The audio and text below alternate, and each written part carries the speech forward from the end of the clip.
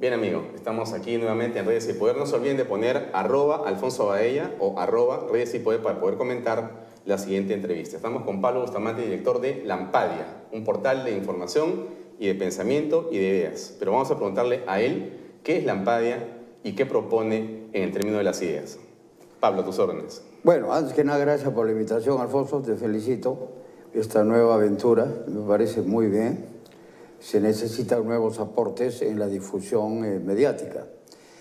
Lampadia es un portal que pretende empoderar a la población con información y análisis. Hemos puesto incluso un objetivo que dice empoderar mediante información y análisis a 1 millón de peruanos. ¿Qué significa eso? Hay mucha información por todas partes, pero falta análisis.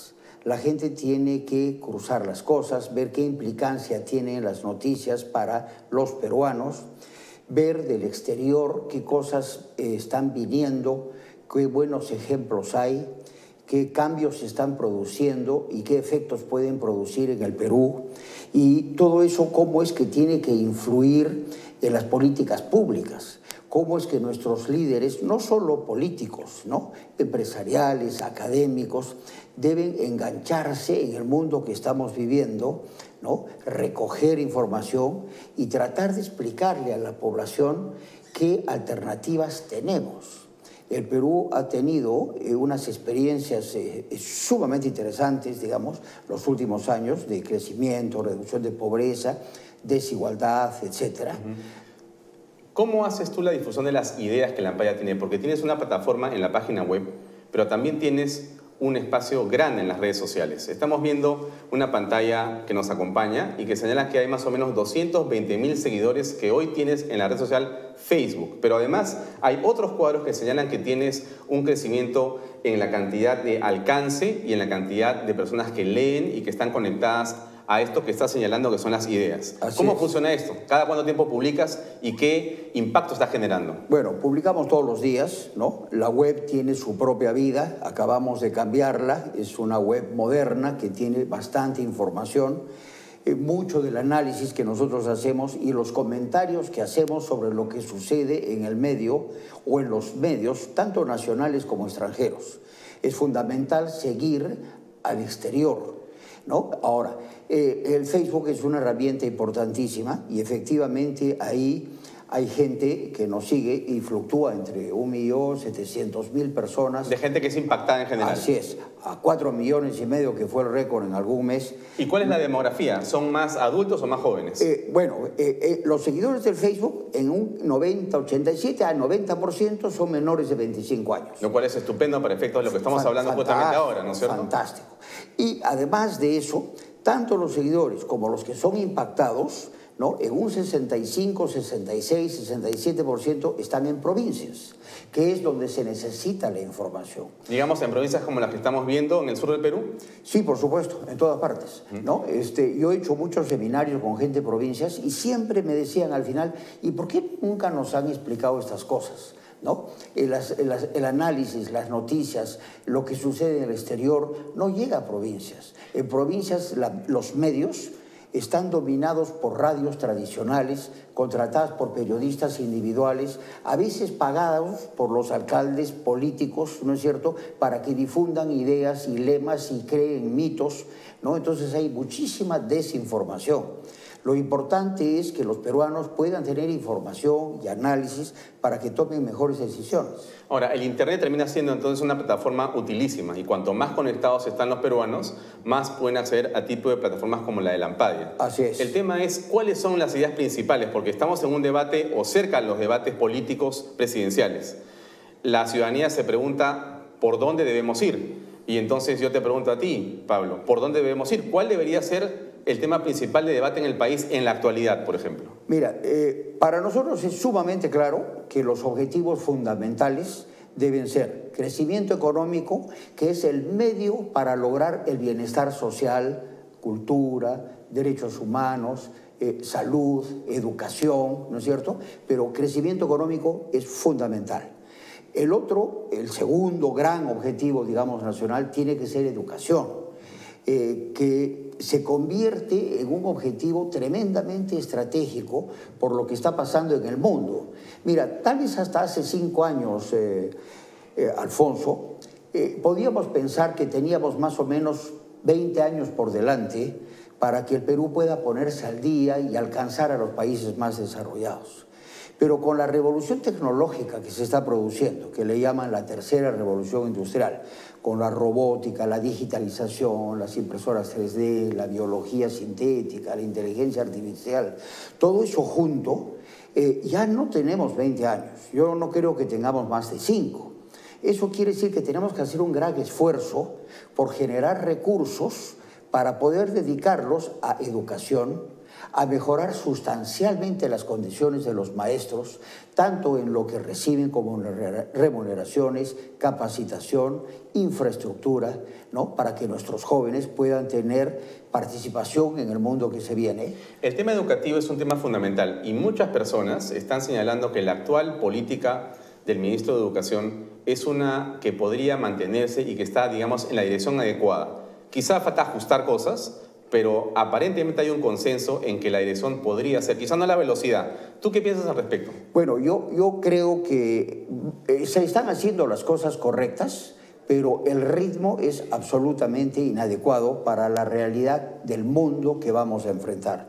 Mira, ya en noviembre pasado, en el CADE, vino Pritchett, un profesor de Harvard, y nos dijo que si seguíamos al mismo ritmo de incremento de calidad, íbamos a demorarnos 30 años en alcanzar a Vietnam en las pruebas PISA, ¿no? Entonces, él sugirió que necesitamos un Big Bang. A mí me tocó presentar la revisión de la visión de IPAE, ¿no? Hacia el tercio de siglo, y propusimos algo parecido, ¿no? Un salto cuántico. Yo creo exactamente lo mismo. En educación tenemos que dar un verdadero salto, un shock educativo, que en 5 o 10 años transformemos la realidad. Pero ese shock educativo, Pablo, no pasa porque hagamos las cosas como han venido siendo normalmente en la forma educativa que el Perú ha transcurrido. No, claro, hay que ser disruptivos. Y en esa disrupción, el Internet, en realidad, los teléfonos celulares, los iPad, juegan un papel fundamental. ¿Qué experiencia es la que podemos, digamos, traer aquí a la mesa de discusión o de reflexión para que nos escuchen los jóvenes en este momento o los adultos políticos que pueden ser útiles para el país en términos de educación, por ejemplo? Mira, en educación lo que se ve hoy día en el mundo es que se necesita una educación flexible.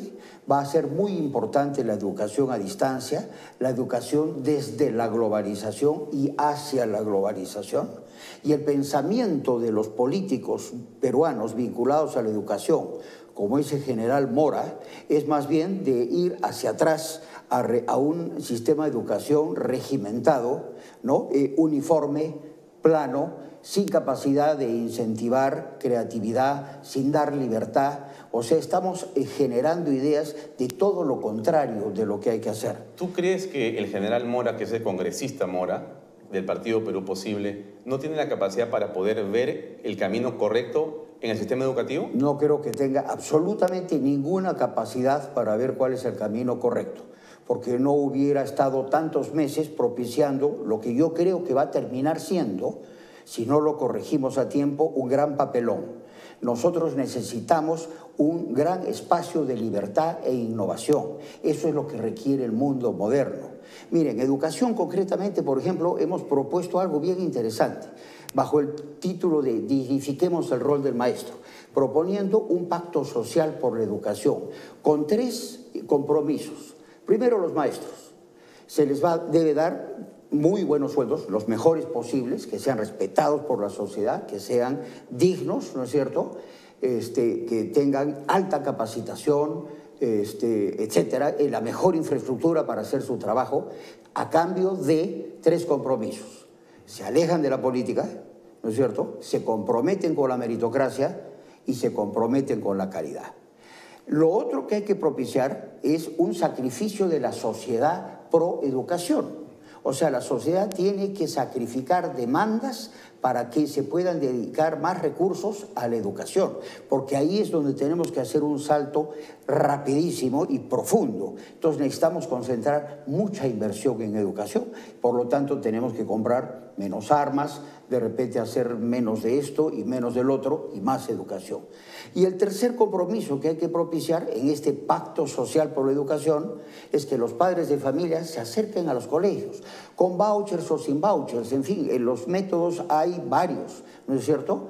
Pero tiene que estar cerca de los colegios para velar por el nivel educativo de lo que se está impartiendo. Y en ese sentido, ¿cómo juegan las asociaciones público-privadas o las obras por impuestos? ¿Cómo crees que funciona eso? Ese es otro tema importante, ¿no? Los funcionarios vinculados a la educación, empezando por el buen ministro que tenemos, porque es un buen ministro, ¿no? Jamás comenta que en el Perú ya estamos invirtiendo en educación escolar 6% del producto.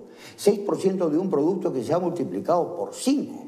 Claro, 3% de inversión pública y 3% de inversión privada. No consideran a la inversión privada, ¿no?